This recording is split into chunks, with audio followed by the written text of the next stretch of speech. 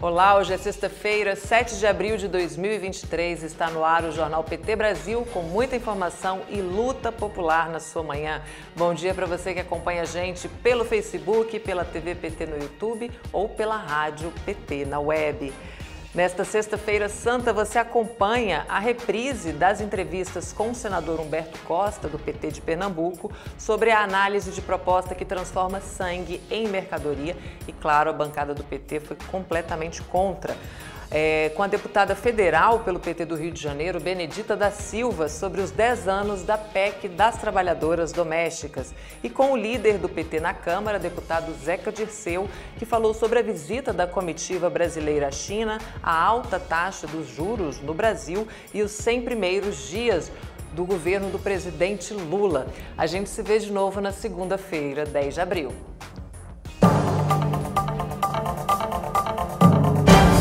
Quem conversa com a gente agora é o senador pelo PT de Pernambuco, Humberto Costa. Bom dia, senador. Bem-vindo mais uma vez ao Jornal PT Brasil.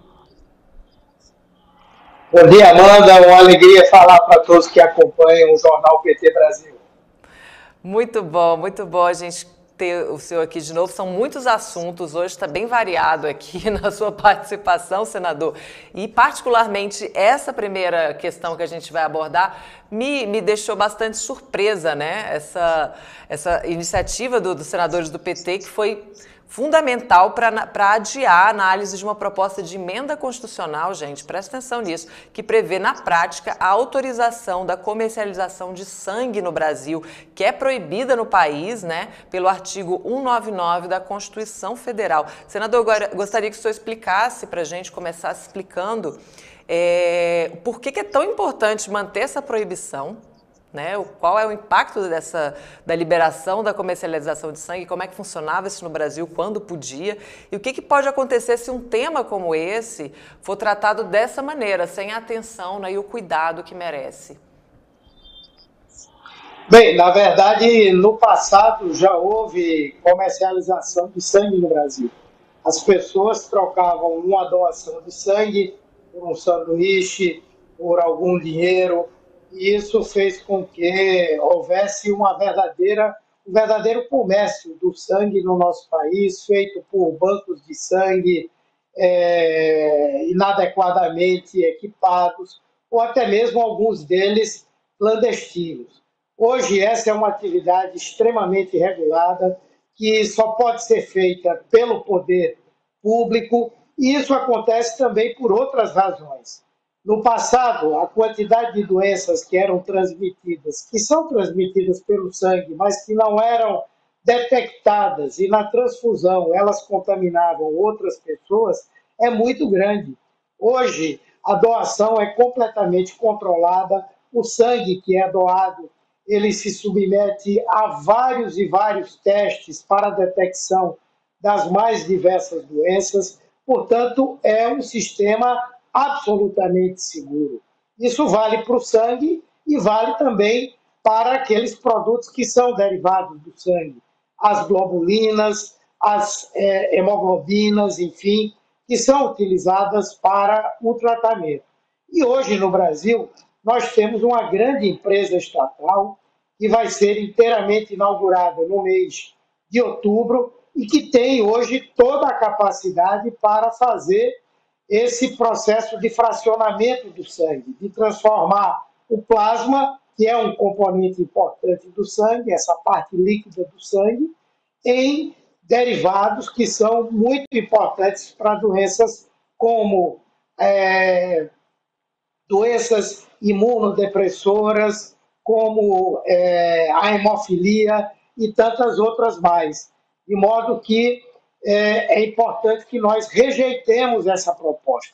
Ela até foi aprovada no momento que nós poderíamos até pensar em admitir essa possibilidade. Por quê? Porque foi no momento em que o Brasil, que tem um contrato no exterior com empresas, com uma empresa especificamente, que recebe o plasma e fraciona o sangue e manda de volta para o Brasil os hemoderivados, ela foi considerada pela Anvisa como uma empresa que não tinha boas práticas farmacêuticas. Então, houve uma suspensão do envio do sangue para essa empresa e, com isso, nós tivemos que descartar muitas unidades do plasma, mas não é a realidade atual. O Brasil fez um outro contrato, esse contrato está sendo cumprido e todo o sangue que é recolhido, a parte do plasma, tem ido para essa empresa e trazendo de volta com segurança os hemoderivados. Senador, o senhor falou de uma empresa brasileira que assumiria essa função em breve. Eu queria que o senhor falasse um pouquinho mais como é que isso vai impactar, por exemplo, nessa assistência, né, das emergências, né, quando você precisa de doação, e como é que essa empresa vai conseguir apoiar o SUS e os outros hospitais também nesse aspecto. Bem, essa empresa é a Hemobras, é a empresa brasileira de sangue e hemoderivados, né, que fica aqui no estado de Pernambuco, foi criada no período em que eu era ministro da Saúde e que já produz vários derivados do sangue e está completando agora um processo de transferência de tecnologia com uma empresa japonesa para a produção do fator 8 para a hemofilia. Ele é produzido, nesse caso, não pelo sangue, tendo origem o sangue, mas por um processo de engenharia genética que é muito avançado. Essa empresa vai estar completamente inaugurada em outubro desse ano e quando ela estiver funcionando, ela vai poder receber todo o plasma do Brasil e vai poder fazer o seu fracionamento para a obtenção de todos os hemoderivados. Hoje no Brasil, por exemplo, nós estamos sendo obrigados a comprar a imunoglobulina, e nós poderíamos ter também um processo de transferência de tecnologia para produzi-la.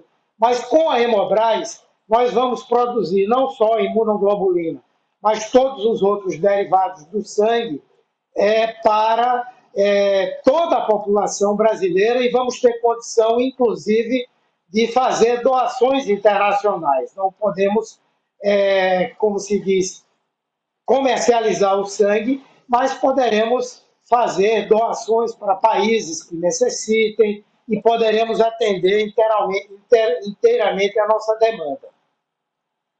Aqui várias mensagens, né, de saudação, Borba Sobrinho te dando bom dia, meu senador, Alberto Quironi também, grande Humberto Costa, Josi Negreiros, alegria nossa, senador, Clélia dos Santos também te dando aqui bom dia, a Vera diz gratidão, senador Alberto Costa, pela luta constante por proteger o povo brasileiro, a Beth de Brasília, grande senador, petista e ser humano, a Josi comenta aqui, ó, horror pensar em comercialização de sangue, jamais, no Brasil se frauda tudo, imagine o que ocorreria se fosse autorizado esse comércio, né? Joana Dark também deixando aqui um bom dia, Dilma Lessa também. Senador, eu queria passar aqui agora para o nosso segundo assunto, né, que hoje está bem diverso, é essa proposta para nova regra fiscal que vai substituir o teto de gastos já foi apresentada também aos senadores, né? Já foi para os deputados, já foi para os senadores. Eu queria que o senhor contasse para a gente como é que foi a recepção da matéria e como a bancada do PT tem atuado, né, para apoiar essa aprovação. Bem, foi uma reunião muito boa, com a presença de todos os líderes, tanto do governo quanto da oposição. A receptividade a essa proposta foi a melhor possível e nós acreditamos que lá no Senado teremos apoio, inclusive da oposição, para a aprovação desse arcabouço fiscal, que é uma proposta muito importante para o nosso país. Nós sabemos que cada país que deseja disputar os investimentos privados internacionais, inclusive, precisa ter garantias claras de que tem solvência, tem capacidade de pagamento de dívidas, de empréstimos e tem condição de remunerar aqueles que investem no Brasil. E essa proposta, ela apresentada pelo ministro Fernando Haddad, ela é muito importante porque, ao longo do tempo, todas as propostas que foram elaboradas, particularmente dentro daquela concepção neoliberal, elas procuravam dar essa garantia apenas pelo corte dos gastos públicos, fazendo com que o governo não pudesse gastar, inclusive em questões que são essenciais para o país. No entanto, essa proposta apresentada pelo ministro Fernando Haddad, ela é uma proposta que, ao mesmo tempo que estabelece um limite para o gasto, para evitar a inflação, para evitar a insolvência do país, por outro lado, garante o gasto mínimo para investimentos, para políticas sociais como saúde, educação, transferência de renda e, portanto, é uma proposta que, no momento em que o Brasil estiver com a sua economia deslanchando, bombando, como disse o ministro, nós não teremos necessidade de muitos investimentos públicos. Então, haverá uma banda, uma faixa em relação à arrecadação em que nós poderemos gastar mais ou menos. O limite máximo é gastar 70% do que aumentou na arrecadação do país no ano anterior. Então, nós vamos levar em consideração também a nossa capacidade de arrecadação. E quando nós não conseguirmos atingir esse gasto máximo de 70%, no ano seguinte, o governo só estará autorizado a gastar até 50%. Então, haverá sempre uma preocupação do governo em ampliar a arrecadação, eliminando a sonegação, evitando desonerações desnecessárias e, acima de tudo, fazendo um gasto de boa qualidade, um gasto público de boa qualidade. Nós estamos muito otimistas com essa proposta, acreditamos que ela é extremamente criativa, é uma demonstração da competência, da capacidade, do preparo do ministro Haddad e da sua equipe, e eu acredito que teremos sucesso nessa questão de aprová-la no Senado Federal. Senador, a gente vai passar agora já para o terceiro assunto aqui da pauta de hoje, que foi a sua eleição para a presidência da Comissão de Assuntos Sociais do Senado, né? Eu queria que o senhor apresentasse as atribuições dessa comissão aqui para a gente e que matérias devem ganhar destaque nesse espaço sob a sua presidência. Bem, a Comissão de Assuntos Sociais, ela é responsável por tratar do ponto de vista legislativo e do ponto de vista político de temas que são muito caros à população brasileira. Entre eles, a saúde, a assistência social, em particular as políticas de transferência de renda, como o Bolsa Família, e o atendimento às populações mais vulneráveis do país. Ela também é responsável pela tramitação de outras matérias, como aquelas que dizem respeito ao trabalho.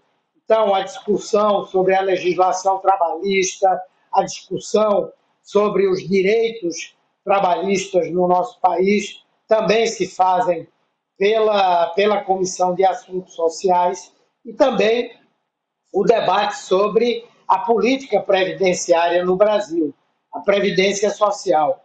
Então, é uma comissão extremamente relevante, ela discute os projetos de lei que passam pelo Congresso Nacional, pelo Senado Federal em particular, ela promove debates importantes sobre temas muito relevantes na atualidade nessas diversas áreas, e ela também poderá trabalhar com ações in loco, as chamadas diligências. Por exemplo, eu estou apresentando um requerimento para que a comissão possa conhecer a Hemobras e ver que, na verdade, não há nenhuma necessidade de o Brasil permitir a comercialização de sangue ou plasma, porque a Hemobras é uma empresa extremamente moderna, extremamente avançada e com a capacidade muito grande para garantir todos os hemoderivados para a população brasileira.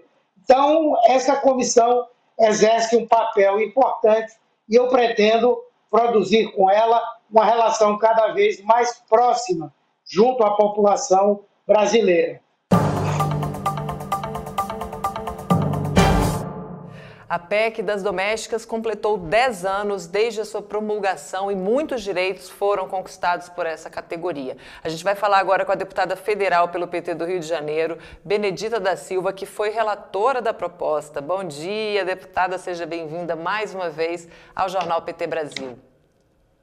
Bom dia, é um prazer estar falando com vocês nesse momento, dizer da minha satisfação de estarmos, na verdade, com 10 anos, né, dos direitos das trabalhadoras domésticas e com Lula de volta, porque foi exatamente no governo de Lula e de Dilma que elas tiveram inclusão social, tiveram oportunidade educacional. Então, é muito bom estarmos falando sobre esse assunto. O prazer é todo nosso te receber aqui mais uma vez. É uma honra a gente conversar com você aqui no Jornal PT Brasil, Bené. E eu gostaria, desculpa a intimidade, mas foi você mesma que me permitiu da última vez. Claro, me chame de Bené, tá bom, Bené?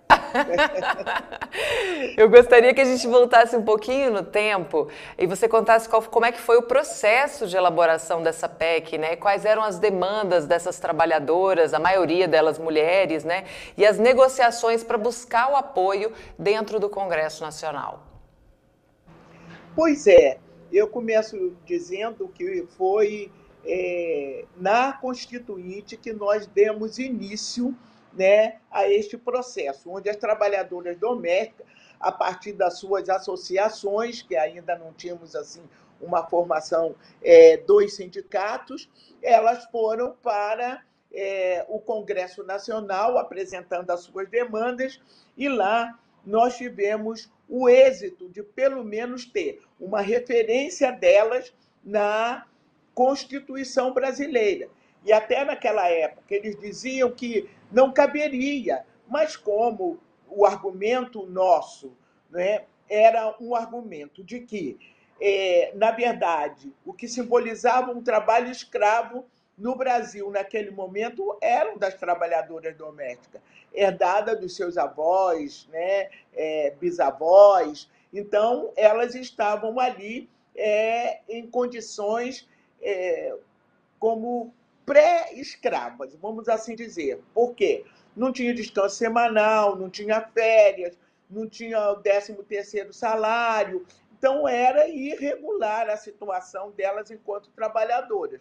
Então, na Constituição brasileira, tem lá o artigo que fala dos direitos das trabalhadoras domésticas, mas incompletos, porque, naquele momento, a nossa organização de força, né, naquele congresso que, na verdade, a maioria dos empregadores irregulares estavam lá como deputados e até como senadores, então tentaram um pouco se proteger disso e disseram que eles não eram empresas e que, por conseguinte, eles não poderiam dar esse direito, mas que nós tivéssemos ali a oportunidade de também dar uma compensação para o empregador, já que eles não eram empresa. Então, eles queriam descontos para que pudessem garantir alguns direitos da Constituição para essas trabalhadoras domésticas.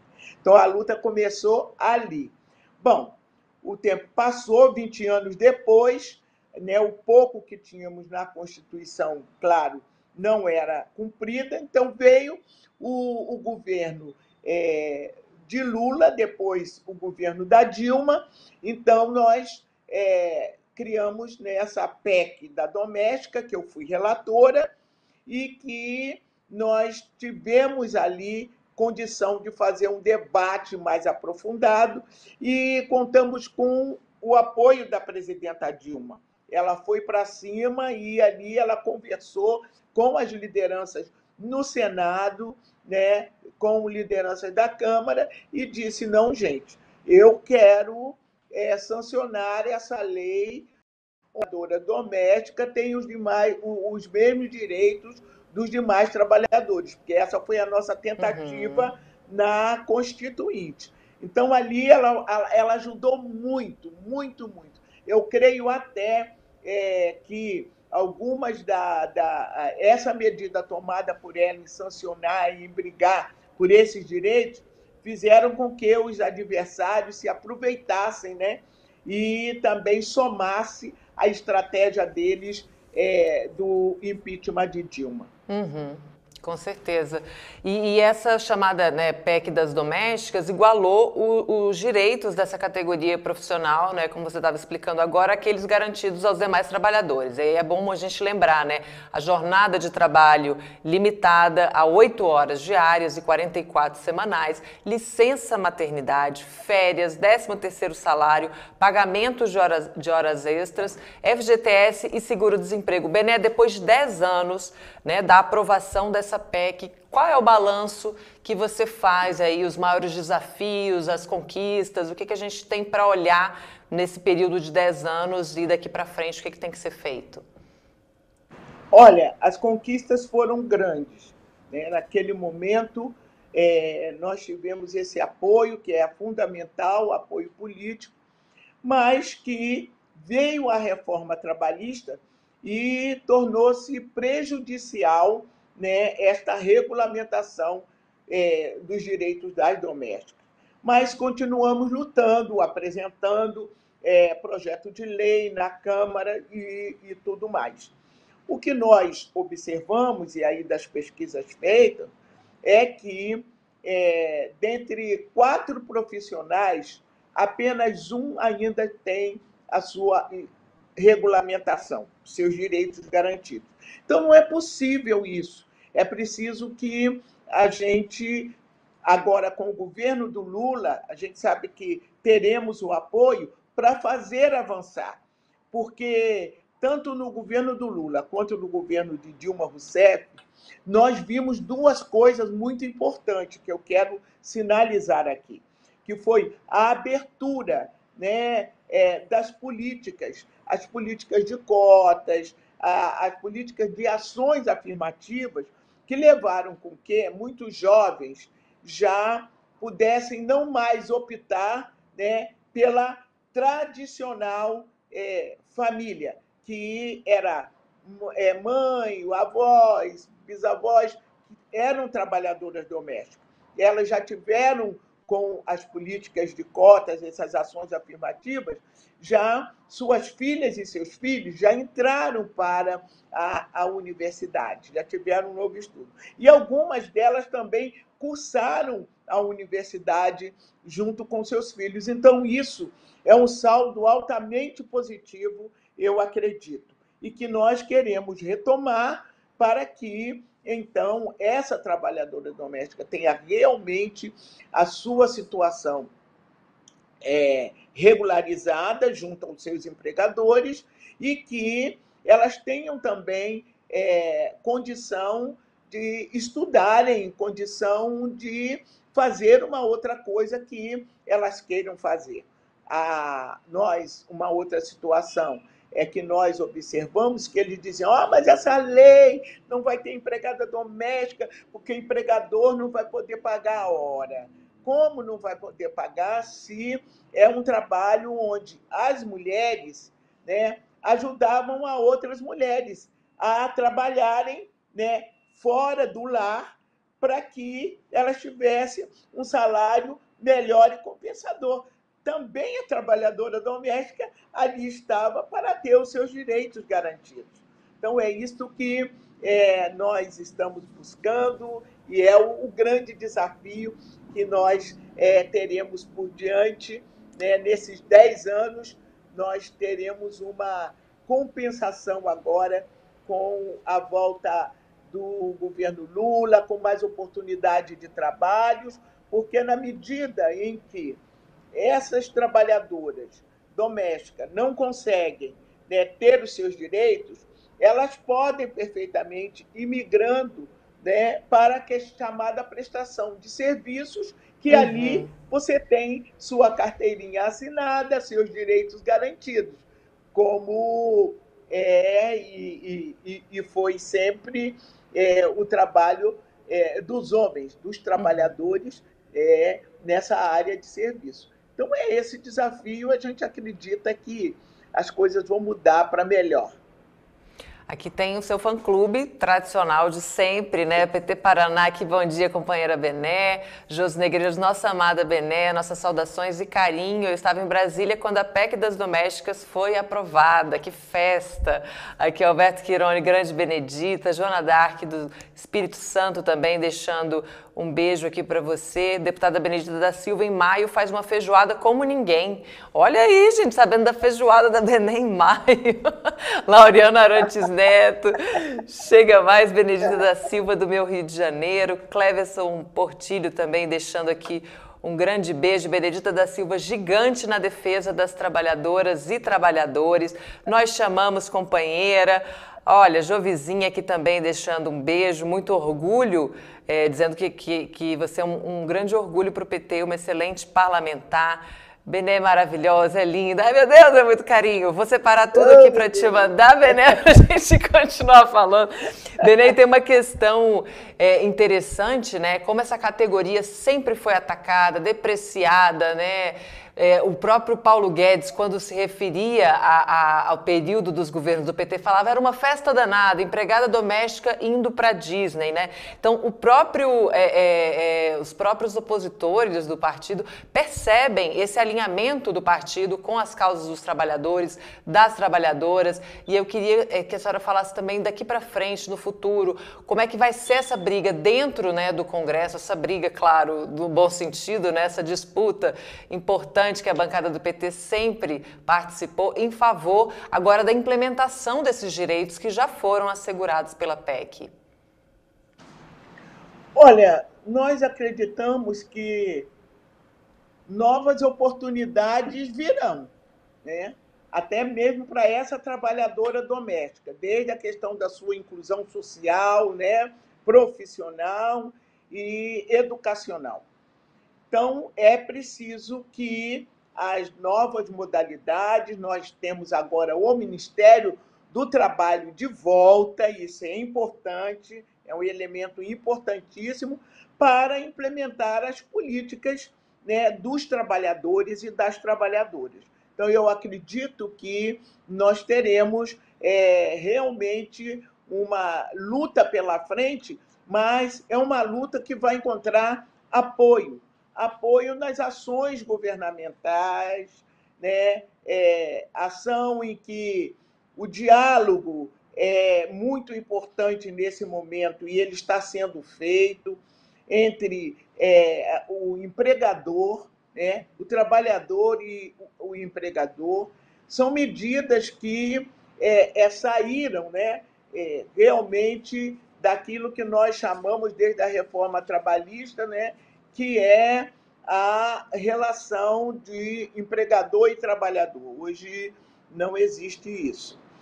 E nós precisamos ainda, né, fazer com que as diaristas, esse é um desafio ainda, elas consigam realmente ter as suas garantias profissionais, porque também não vale você ser uma diarista na mesma casa durante tantos anos, durante tantos dias na semana, e depois você não ter ali o seu contrato assinado enquanto trabalhadora. Então, todos esses desafios são desafios que nós vamos enfrentar doravante.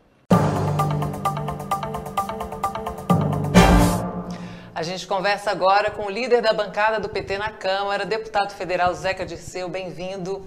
Tudo bem? Uma alegria grande estar aqui, sempre importante. Obrigada por ter aceito o nosso convite, que a gente quer falar dessa visita recente à China, né? Você esteve junto com a comitiva brasileira, com mais de 100 empresários, essa visita que foi organizada pelo Ministério da Agricultura e Pecuária.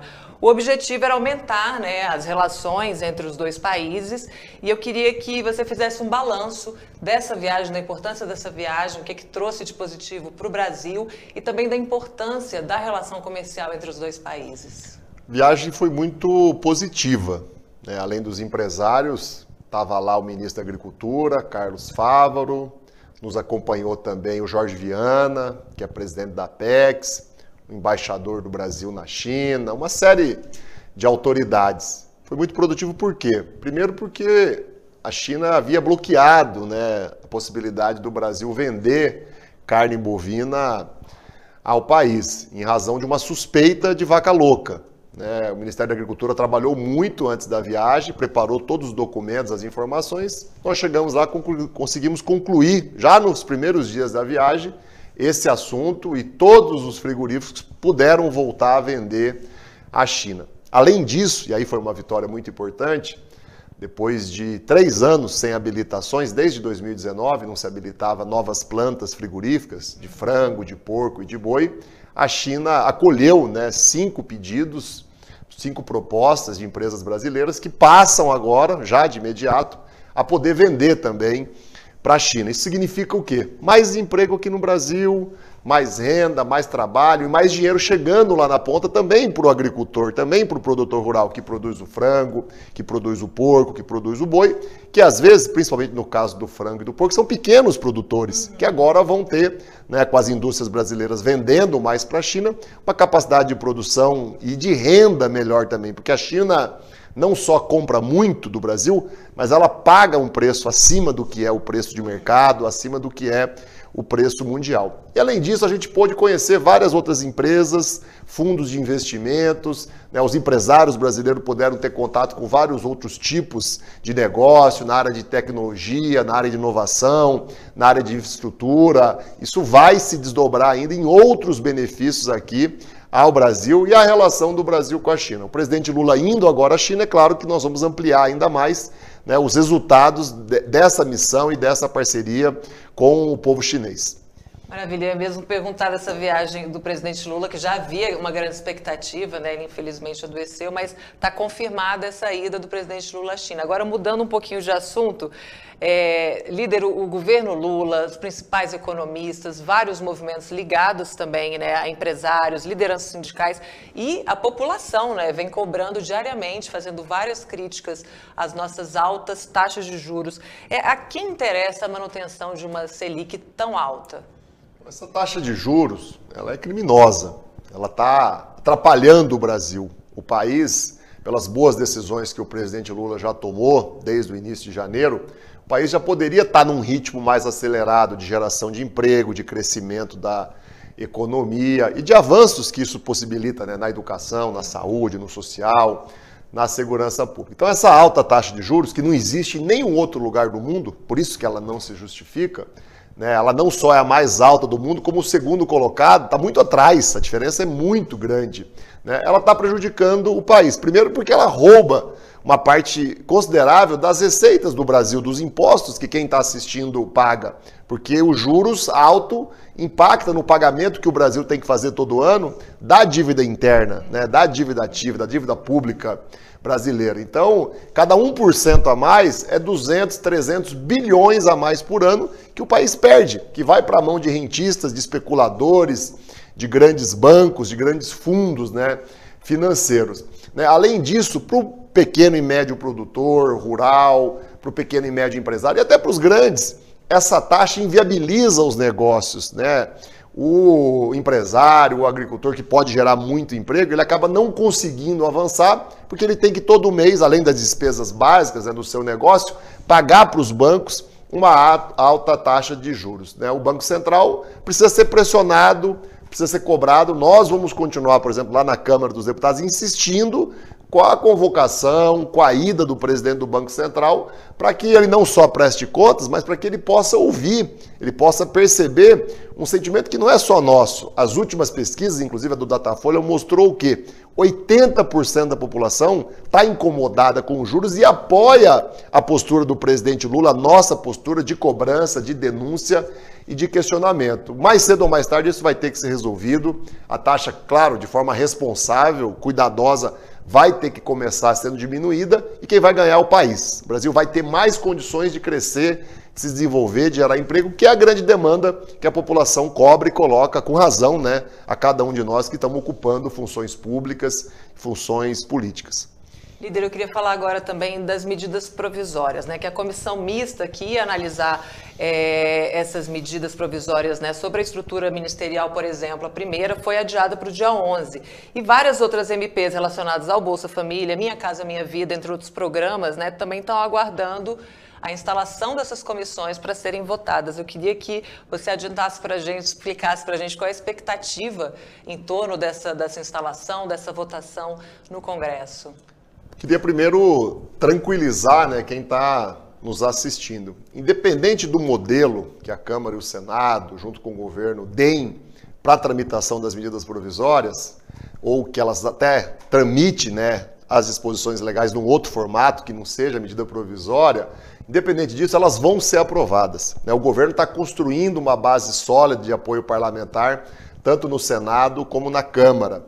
O presidente Lula está se dedicando pessoalmente ao diálogo, à busca pelo entendimento, muitas vezes até tolerando quem é e pensa diferente de nós. E na democracia tem que ser assim. O Brasil viveu, nos últimos anos, um período muito negativo, muito ruim, onde o método era o ódio, a violência, a ameaça, a polêmica, a mentira semanal, né, permanente. A população sabe o quanto que isso prejudicou a vida, né, do povo brasileiro e quanto jogou o país, né, numa situação muito dramática, até de fome, miséria, desemprego, falta de prestígio internacional. Então, a Câmara e o Senado não chegam a um acordo, os presidentes das duas casas, né, o governo coloca uma saída, uma solução que ela é possível, né, que é criar algumas comissões especiais para analisar no velho modelo que não funcionava, né, de senadores e deputados tendo que se reunir todas as semanas, e ao mesmo tempo o governo consegue, dialoga, né, com o Congresso, apresentar alguns projetos de leis,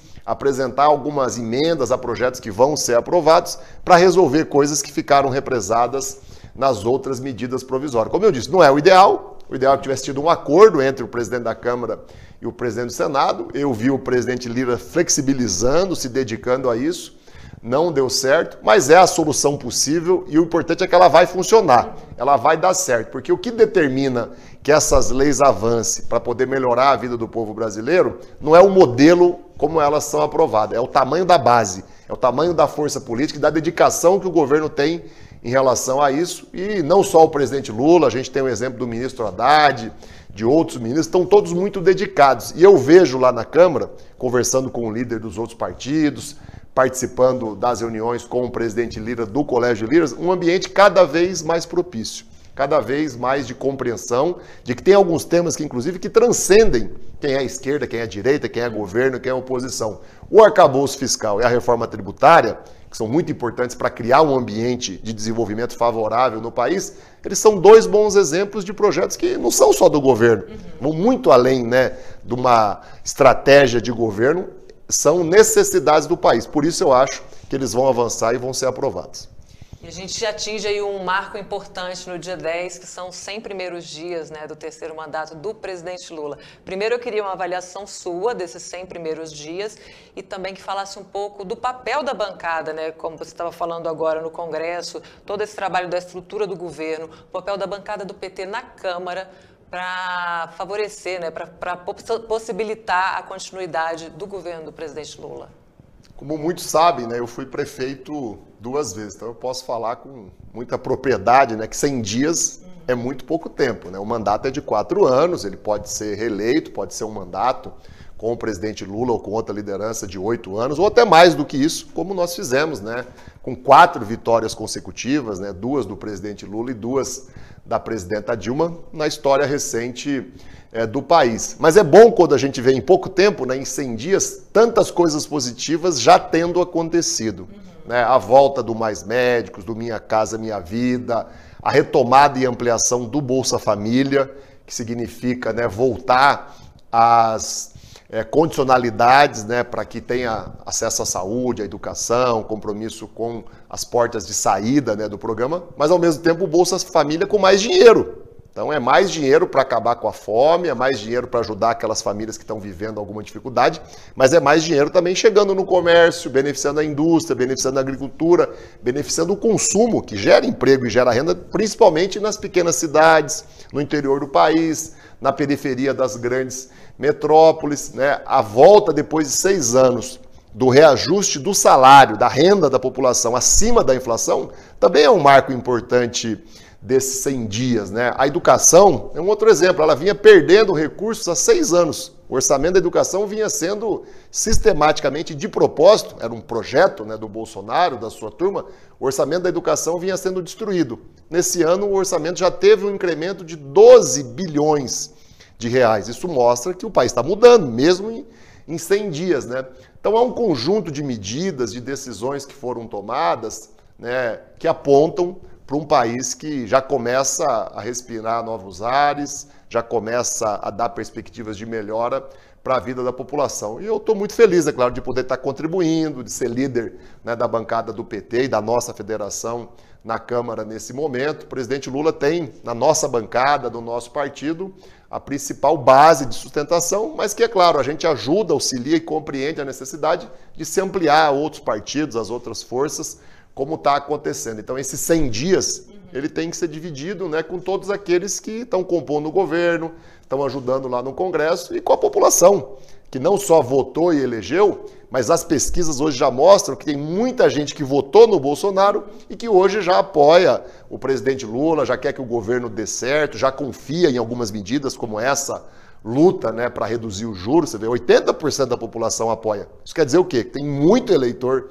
do Bolsonaro que vê a ação do presidente Lula nessa questão dos juros como positiva. Então eu acho que a gente está avançando na política, está avançando nas entregas, nos resultados, nos programas, nos benefícios que chega à população e preservamos a democracia, né? Durante esses 6 dias, logo no início, dia 8 de janeiro, teve uma tentativa de golpe, que agora nós estamos insistindo para que as investigações avancem e para que todos aqueles que incentivaram, financiaram, apoiaram, divulgaram, participaram, sejam punidos. E nesses 100 dias, muita gente foi presa, muita gente está respondendo a processo, muita gente foi punida. Então eu faço um balanço assim amplo, né, até um pouco demorado aqui.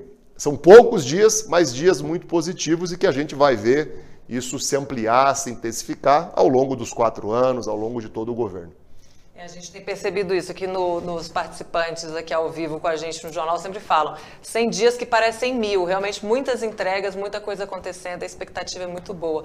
Líder, obrigada pela sua participação aqui com a gente no jornal, esse espaço segue à disposição da bancada do PT na Câmara. Foi um prazer estar aqui, um abraço a todos que estão nos assistindo aí.